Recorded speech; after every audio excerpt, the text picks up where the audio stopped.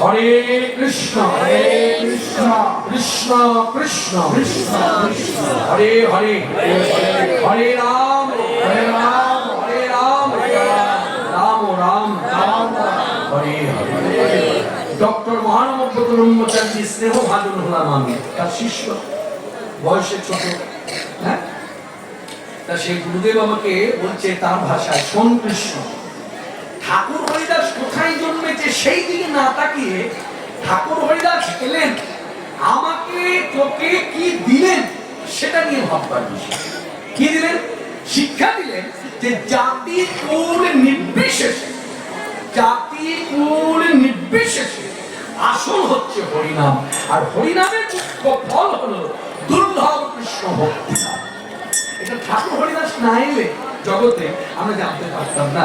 যার জন্য বৈষ্ণব জগতে একটা কথা প্রচার আছে, প্রচলিত কথা, ভজনে ঠাকুর হরিদাস, ত্যাগে রঘুনাথ দাস। ভজনীয় শিক্ষা যদি মানুষ পেতে চায়, বিশেষ করে বৈষ্ণব ধর্ম অবলম্বন করে কোন প্রক্রিয়া, কি বৃত্তি নিয়ে ভজন করা উচিত, সেই শিক্ষা যদি মানুষ পেতে চায়, তাকে একবার নয় বারংবার ঠাকুর হরিদাসের জীবনী কথা পড়তে হবে, শুনতে হবে। আর ত্যাগের শিক্ষা যদি কেউ পেতে চায়, তবে রঘুনাথ দাসের জীবনী কথা পড়তে হবে, শুনতে হবে, একবার নয় বারংবার। তা আজকের সভাতে যারা এসেছেন, আমার কথা এইভাবে বিচার করুন। আমি নিজেকে দিয়ে বলছি দৃষ্টান্তটা, এই যে আপনারা টাকা দিয়েছেন, ডেকেছেন, স্থান দিয়েছেন, পরিবেশ দিয়েছেন, বলছি, কিন্তু ভেতরে যান, আমি বসে থাকলে একটা কথা বার করতে পারবেন না, একটা হরি কথা বলবো না, সব আন কথা বলবো। কেমন আছেন, পরিবার কেমন, কিসে, ছেলে মেয়ে কোথায় বিয়ে হয়েছে, কি হয়েছে না হয়েছে, এগুলো তো হরি কথা না। তাহলে আমিও স্থানকাল পরিবেশ পেলে হরি কথা বলবো।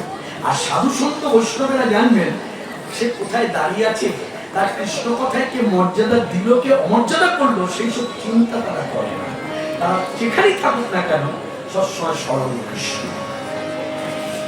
কেন কৃষ্ণকে আমি আমার সবকিছু দিয়ে দিয়েছি, সমর্পিত। এখানে সুন্দর একটি গান আমার মনে পড়ে গেল, গানটা সবাই মনোযোগ সহকারে শুনুন, কথাগুলো খুব খুব মনোরম, হৃদয়স্পর্শী। ভক্তের নিবেদনটা দেখুন, এই কথার মধ্যে ভক্তের নিবেদনটা পাওয়া যায়। ভক্ত ভগবানকে বলছে, হে ভগবান, আমি বিচার করে দেখলাম এই ভূমণ্ডলের মধ্যে, ত্রিভুবনের মধ্যে, স্বর্গমত্ত পাতালে তোমার মতো ব্যস্ততম পুরুষ নাই, তোমার মতো ব্যস্ততম পুরুষ নাই। আর তোমার এই ব্যস্ততার কারণ আমি বিচার করে পেয়েছি। মানে কি কারণে ব্যস্ততা? না, দেখেছি তোমাকে সকলেই ডাকে, তাই সকলের ডাকে সাড়া দিতে গিয়ে তুমি ব্যস্ত, সকলের ডাকে সাড়া দিতে গিয়ে তুমি ব্যস্ত, তাই তোমার সময় নাই আমাকে দর্শন দেওয়া। তবে একটা কথা বলি, ওই ব্যস্ততার মধ্যে কিছু সময় যদি অবসর থাকে, সেই অবসর সময়ে কৃপাময় কৃপা করে আমার মতো অথমের দুয়ারে এসে একটু দর্শন দিও।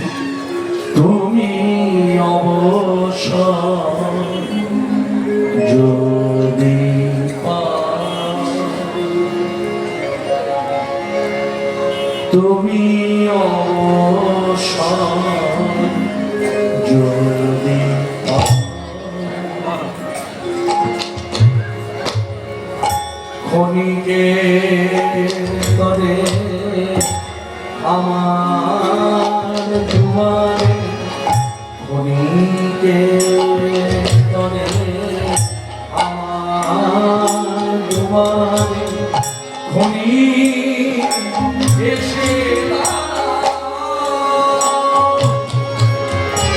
অবসর যদি নয়নে আমার শ্রাবণে ধারা ঝরে, তাও গো মুছায়ে ও দুটি কোমরে করে, নয়নে আমার শ্রাবণে ধারা ঝরে, তাও গো মুছায়ে ও দুটি কোমরে করে, আমার নয়ন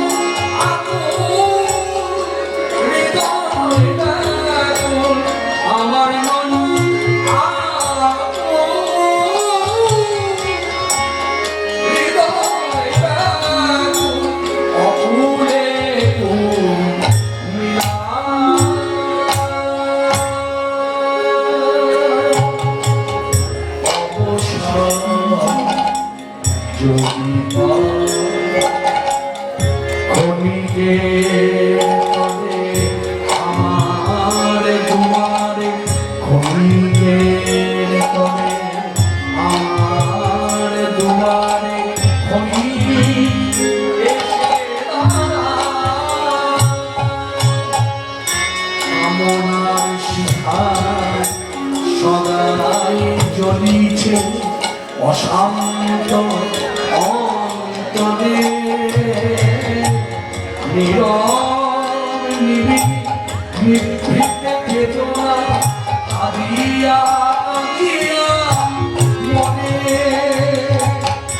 কামনার শিখা সদাই জ্বলিছে অশান্ত অন্তরে, নীরবে নিভৃত বেদনা কাঁদিয়া কাঁদিয়া মনে।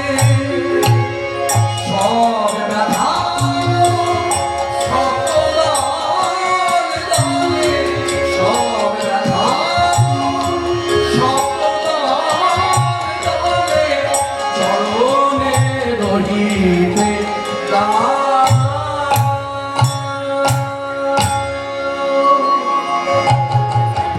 অবসর যদি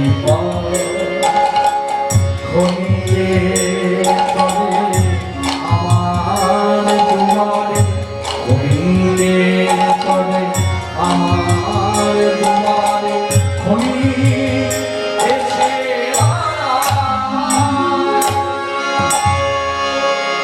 অবসর যদি